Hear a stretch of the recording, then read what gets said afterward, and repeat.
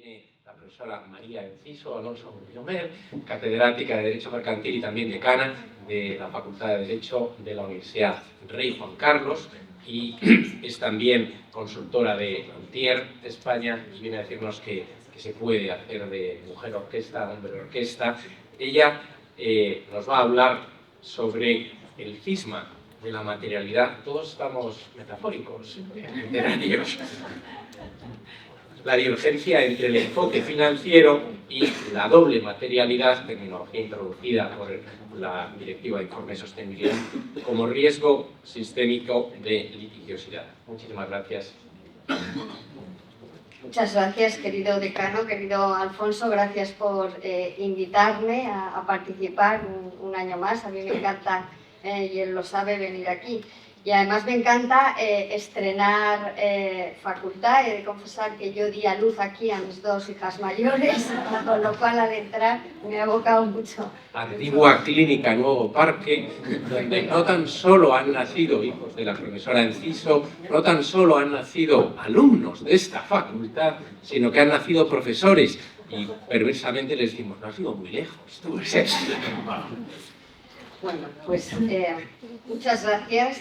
Yo voy a hablar después de las intervenciones que me han precedido, que han sido sumamente interesantes para situarnos en el ámbito europeo y para situarnos en el ámbito español y decirnos que efectivamente no se está haciendo nada. Yo escuchaba a la profesora Palá decir que había 430 normas, y es verdad que cuando se hace una aproximación a estos temas de sostenibilidad, yo creo que lo más difícil es aclararte de qué norma se tiene que aplicar en cada circunstancia, ver si eso se ha derogado, si está, si no. De ahí la dificultad de hablar de estos temas, y de ahí yo creo esos títulos o titulares que damos a nuestras intervenciones, que probablemente exceden de lo clásico a lo que estamos acostumbrados toda la vida. Bien, yo voy a destacar algunas ideas partiendo de esa pretendida armonización global de información de sostenibilidad, que voy a concluir diciendo y empezar igual, que constituye realmente un espejismo dogmático. Es cierto que durante los últimos años en el derecho, en el mercado financiero internacional, se ha perseguido podemos denominar una quimera regulatoria. Se ha tratado, se ha buscado la consolidación de una especie de lex mercatoria de la sostenibilidad. Ante la proliferación bastante desordenada de estándares voluntarios, el consenso institucional global asumió que el capital, dada su naturaleza transnacional, requeriría ineludiblemente una métrica única y una métrica universal. Se aspiraba a construir un idioma común que permitiera a los inversores comparar el desempeño no financiero de las corporaciones con la misma certidumbre dogmática con la que evalúan las normas internacionales de información financiera, a la que también se ha hecho referencia. Sin embargo, la cristalización del actual marco normativo ha dinamitado ese espejismo. En lugar de un estándar global unificado, este llamado ecosistema corporativo asiste hoy en día a una consolidación de una profunda asimetría regulatoria que divide el mercado a ambos lados del Atlántico. Por un lado, el bloque anglosajón, capitaneado, si me permiten el término, por el Consejo de Normas Internacionales de Sostenibilidad, con las siglas ISSB, y apuntalado por una estricta visión de la SEC estadounidense, que ha anclado su arquitectura en el paradigma de la materialidad financiera, también denominada materialidad simple. Ese paradigma de la materialidad financiera en el ámbito del informe corporativo y la sostenibilidad, esa materialidad financiera es el estándar que determina que una cuestión de sostenibilidad es relevante y, por tanto, obligatoria de informar o reportar, como bien ha dicho la profesora Palá, que utilizamos ese término, si tiene el potencial de afectar significativamente al valor financiero de la empresa, a sus flujos de efectivo o a su coste de capital a corto, a medio o largo plazo. Este enfoque de corte netamente tutelar hacia el inversor circunscribe el deber de transparencia exclusivamente a aquellos riesgos climáticos o sociales que posean la capacidad de alterar el valor de la empresa. Por el contrario, la Unión Europea, a través de la ya mencionada directiva sobre información en materia de sostenibilidad, ha erigido un orden público económico que se sustenta en la doble materialidad. El legislador comunitario exige a la empresa, exige a la corporación que no solo evalúe cómo el entorno impacta en sus finanzas, sino cómo su modelo de negocio impacta en el entorno y en los derechos humanos, con independencia de la traslación inmediata o de su traslación inmediata a la cuenta de resultados. Y en la adopción reciente de los paquetes Omnibus 1 y 2, que han elevado, como ya se ha puesto aquí de manifiesto también, drásticamente los umbrales de aplicación de la diligencia debida, también en un intento de aliviar, también se ha dicho, esa asfixia burocrática del tejido empresarial medio, constituye un repliegue táctico, o no sé yo, del legislador europeo, pero en modo alguno desactiva esa fractura estructural de la que estamos hablando. Las grandes corporaciones transnacionales que continúan superando los nuevos umbrales se encuentran ahora atrapadas en una encrucijada dogmática y jurisdiccional importante. Quizá podríamos ir más allá y decir que sin precedentes. Esta divergencia de la que estamos hablando no constituye una mera disfunción técnica solventable mediante esa denominada interoperabilidad de los datos, sino que constituye una verdadera fractura, podemos llamar, ontológica, que engendra ese riesgo al que se refiere el título de mi intervención, ese riesgo sistémico de litigiosidad transnacional cruzada. Voy corriendo antes de que el decano, que estoy apartada, no me puede dar una patada.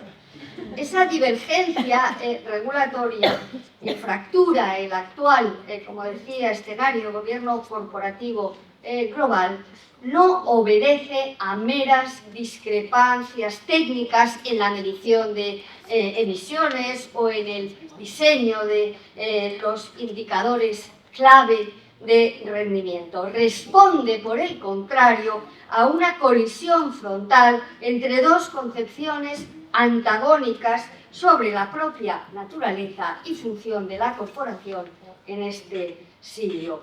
Esta tensión se cristaliza dogmáticamente en el concepto del que venimos hablando, en el concepto de materialidad. El umbral jurídico que determina qué información debe ser forzosamente revelada al mercado y cuál puede permanecer en la esfera de la confidencialidad empresarial. El bloque anglosajón ha consolidado ese modelo de divulgación extrafinanciera cimentado exclusivamente, como decíamos, sobre ese principio de la materialidad financiera. Siempre vertebrada esta arquitectura a nivel internacional por, como decíamos, el Consejo de las Normas Internacionales de Sostenibilidad. Bajo este paradigma, la exégesis de la norma se encuentra, o se centra, mejor dicho, en un único destinatario que es el inversor.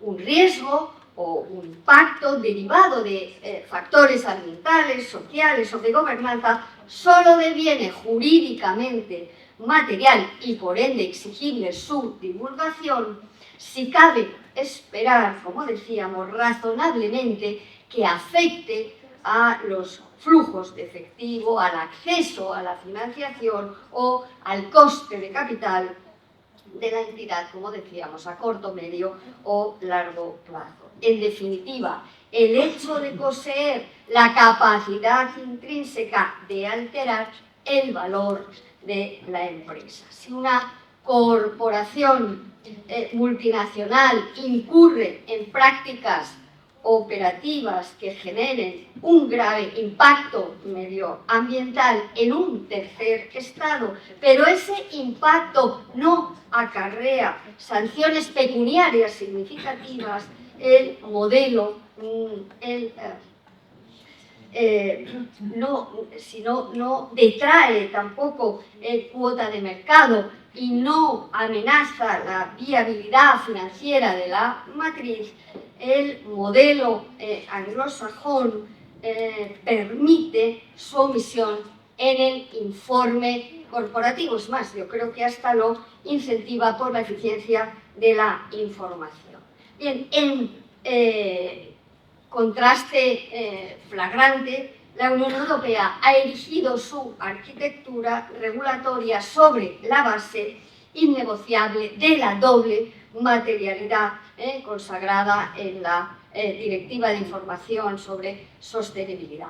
Este modelo subvierte la jerarquía tradicional del derecho de sociedades al situar a los stakeholders, a los grupos de interés, en un plano de equivalencia dogmática con los shareholders.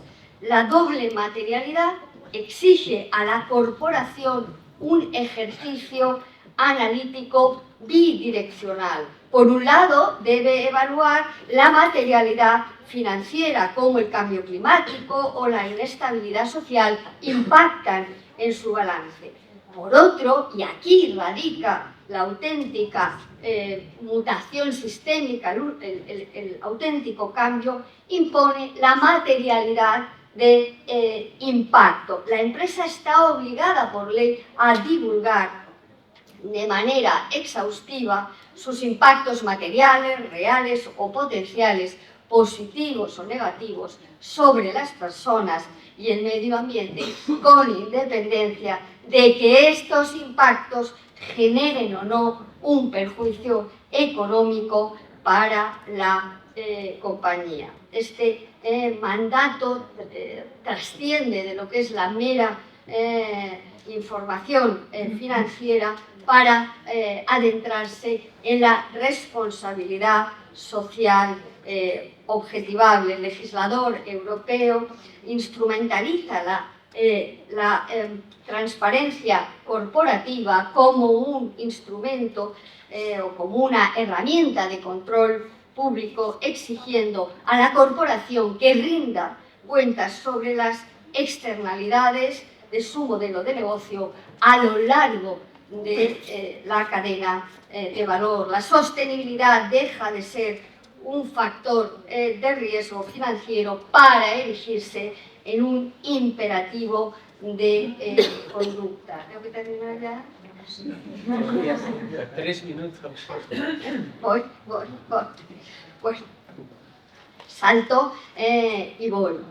Ese repliegue estratégico del que estábamos hablando, de los paquetes Ómnibus 1 y Ómnibus 2, esa colisión entre el imperativo de la doble materialidad y la realidad cruda operativa del tejido empresarial europeo, forzó al legislador comunitario a ejecutar un movimiento de contención sin precedentes en la historia del derecho de sociedades de la Unión. Los recientes paquetes Ómnibus 1 y 2 no nacen, ya lo han dicho, de un cambio en la convicción dogmática del Pacto Verde, sino de la imperiosa necesidad de gestionar esa denominada fatiga regulatoria y evitar el colapso administrativo y corporativo del mercado interior. La contención burocrática operada por Bruselas no desactiva en absoluto ese riesgo sistémico de una litigiosidad transnacional cruzada. La elevación de los umbrales legales no ha evitado la privatización del cumplimiento.